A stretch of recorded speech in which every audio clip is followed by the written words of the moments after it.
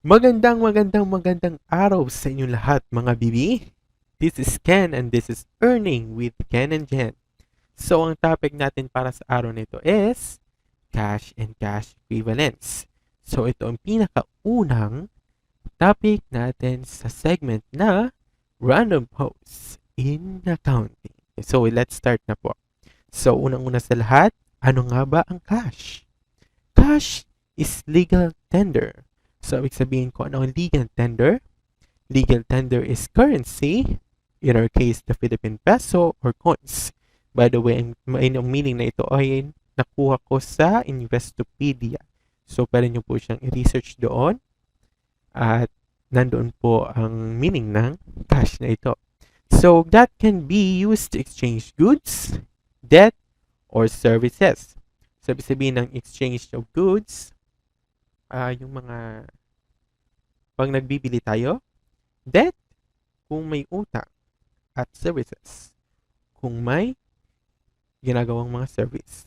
Sometimes it also includes the value of assets that can be easily converted into cash immediately as reported by a company. So ito yung mga asset na tinatawag natin na cash equivalents. So sometimes cash together with cash equivalents are put together to form a new account called the cash and cash equivalents.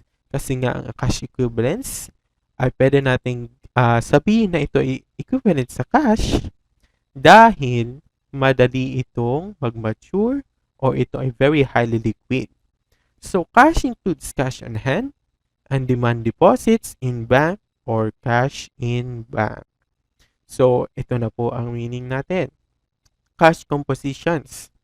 Cash on hand, which includes the following: undeposited collections, such as bills and coins. Bills, yung banknote, at yung coins is yung mga barya-barya.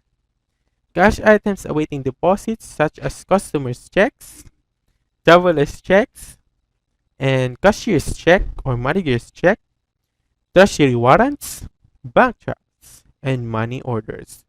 Customers' checks. Sa customer's checks, hindi daw na napapasama sa customer's checks ang NSF checks o bouncing checks, undelivered checks, post-dated checks, which bears a future date, hence not accepted for immediate deposit.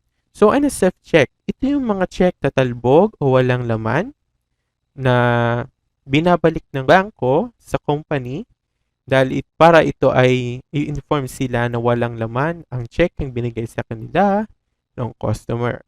Undelivered checks, ito yung mga checks na hindi na-deliver sa bangko ng customer or ng delivery boy ng customer dahil ito ay nasarahan na or may something na nangyari sa delivery at hindi ito agad-agad na in cash or na-deliver ng delivery boy sa bangko.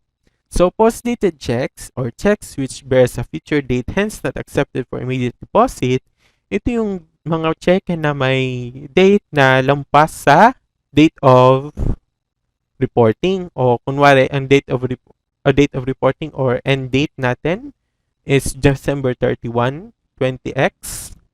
Tapos, ang nakalagay sa cheque ay January 2, 20x. Ito po ay magkakaroon ng tinatawag na post-dated check dahil hindi pa ito ma-encash ng company sa loob ng reporting date or ng accounting period yon. So, checks such as certified check is one where the bank has stamped on its face the word certified, indicating sufficiency of fund, hence classified as cash in case of customer's check. Certified check, sorry. So, ang disclaimer lang po dito is kung kunwari yung certified check ay nakalagay sa outstanding check. Ang outstanding check kasi, it is yun na nga yung mga check na hindi pa na in cash ng company. So, ibig sabihin, ibabawas ito sa cash. So, kung ang certified check ay ito yung mga check na may cash na nakaseparate para ito ay hindi na magalaw. So, sunod, cash in bank. Peso or foreign currency deposits in bank like savings deposit and demand deposit or checking deposit. So, cash in bank, ibig sabihin lang naman ito is yung cash ng company sa bangko. So, ibig sabihin, ito po ay yung pera ng company sa loob ng bangko. So, bank overdraft. Bank overdraft is a negative balance in the checking account maintained with the bank. So, ibig sabihin po nito, yung an overdraft will arise in the amount of check if the amount of check withdrawals exceeds the amount on deposit. So, ibig sabihin, yung magkakaroon ng ganitong ng bank overdraft if yung company ay nag-withdraw ng mas malaki sa nakadeposit ng pera sa bangko dahil ito ay pinayagan ng bangko para gawin ito. Kung nangyayari lang naman daw po ito kapag yung bangko ay malaki ang tiwala sa customer or ikaw ay isang regular customer na ng bangko at alam ng bangko na ikaw ay magbabayad din naman. So, compensating balance is the minimum balance that must be maintained as support for loan obtained from depository bank by the depositor. So, compensating balance, if the compensating balance is legally restricted, it is deducted from the checking account balance and the compensating balance amount is either reported as current asset or non-current asset, depending on when the corresponding loan is to be settled. So, however, if the compensating balance is not legally restricted, the checking account will be reported as gross amount and a parenthetical disclosure is made to report that this amount includes compensating balances or disclosed in a note to financial statements. Note to financial statements pala is madidiscuss natin in the future lessons. So, companies undelivered or unreleased checks. Ito na yon.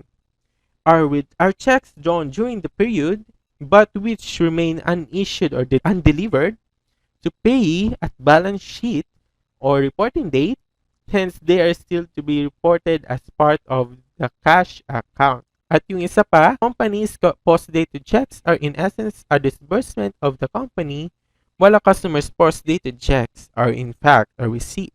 So, ibig sabihin, yung companies undelivered and unreleased checks at companies post-dated checks ay hindi pa may encash dahil nga sa nasabi ko kanina, ay mapapansin po pala natin na para sila nasa company. So, ibig sabihin yung company ay ang nag-issue ng checking ito at ito po ay nagkaroon ng issue or nagkaroon ng anomaly sa pag-deliver po ng checks at yung post-dated checks naman ay hindi nakaangkop sa reporting period or ng accounting period ng company dahil ito po ay nakalampas na sa reporting period ng company. So, sunod po tayo. Cash in working funds. Are funds established for use of current operations such as petty cash, change fund, payroll fund, interest fund, dividend fund, and tax funds. Dito po ay yung mga iba't ibang pondo na nagagamit ng company currently dahil ito po ay mga day-to-day operations lang naman po. So, una sa lahat, petty cash fund. Petty cash fund is yung mga pondo ng kumpanya kung saan ginagamit ito na pang emergency purposes. Kunwari, may bibilhin kang coupon bond or mga supplies ng company for immediate use na. So, change fund. Change fund is yung nagkaroon ng customer na kailangan panuklian. So, yung change fund po ang gagamitin natin. Payroll fund is para po ito sa mga employee. So, interest fund. Interest fund is yung mga, kunwari may loan tayo or may utang. So, ang interest fund po is para sa pagbabayad ng interest dun sa loan na yon. So, dividend fund. Dividend fund, dividendo, or kunwari, meron tayong retained earnings na accumulate in that period, or may profit pala yun. may profit or may earnings tayo in that period. At ito po ay i-divide natin sa mga stakeholders or stockholders holding common stocks and preferred stocks, in which yung preferred stocks yung may priority dahil ito po ay preferred, at sila po ay bibigyan ng dividend at the end of accounting period.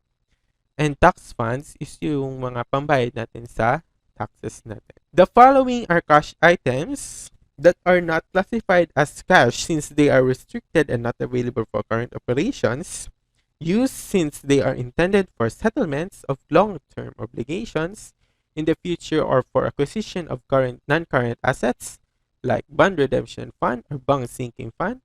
Ito po ay para sa bonds, plant asset acquisition, tapos even if they are to be disbursed within 1 year, since we look at the original intent for which these funds were created and not the time of disbursement. So, big sabihin po, yung nature ng kung ano yung babayaran ng fund ay tinitingnan para ito ay ma-consider na non-current assets or current assets. So, postage stamps on hand and cash travels advances are not cash but prepaid expenses. Ito pong dalawang ito ay makikita natin sa computation ng petty cash fund. Madalas na nakikita yan po, yung postage stamps and cash travel expense advances. So, cash is in closed banks or in banks having financial difficulty and in bankruptcy proceedings should be classified as receivable and written down to its recoverable amount and presented in the non-current assets section of the statement of financial position. So, ano naman ang cash equivalents? Cash equivalents are highly liquid financial instruments that are so near their maturity and there is insignificant risk of change in value due to fluctuation of interest rates. So, kung ano naman ang ibig sabihin ng highly liquid? Kunwari daw, kung ang liquid ay malabnaw or parang napakabilis mag-flow. So, ibig sabihin yung liquid ay madaling i-convert into cash. So, financial instruments is kung ang instrumento or ang item na ito, financial in nature, that are so near their maturity. Ibig sabihin, madali nang mag-mature o madali na nating ma-realize and there is insignificant risk of change in value due to fluctuation of interest rates. Insignificant risk, ibig sabihin, hindi naman gaano kalaki yung risk o yung threat na makukuha natin. So, are they classified as cash? The answer is yes. Since cash and cash equivalents are presented as a single line item in the current assets section of the statement of financial position. So, yun, napakasimpleng explanation. So, cash equivalents are idle cash of the company placed in revenue-generating investments such as time deposits, money market placements, and government securities like treasury bills, treasury warrants, and treasury notes. So, additional information po, kung ang date ng maturity niya ay December 31, so, kunwari na-acquire mo siya in October, so within 3 months po yon. So, ibig sabihin, kahit na since kung kunwari gano'n baka-present yung instrument na ito, bago siya ma-acquire, kunwari March 1, tapos na-acquire mo siya in October, tapos ang maturity date niya is December 31, it is still classified as cash equivalents kasi dahil nga sa nang pangyayaring iyon. So, ang key point lang naman dito is yung 3 months maturity period or 3 months acquisition o yung 3 months or 3 months or less. Yun lang naman yung titingnan natin sa ito ba equivalent sa cash equivalents. So, that's it. Thank you po mga bibi. Thank you po sa inyong lahat. Pasensya na kung pautal-utal ako. So, this is Ken and this is Earning with Ken and Jen. Earn with us, even in pajamas. Bye! And have a good day. So, ito po yung mga reference natin. Ito po ay galing sa handouts ni Ma'am Minerva Cruz nung ako po ay nag-aaral pa ng accounting sa University of Santo Tomas Legazpi. Tapos, nakalimutan ko ilagay yung reference ng isa, yung sa investopedia.com na for cash.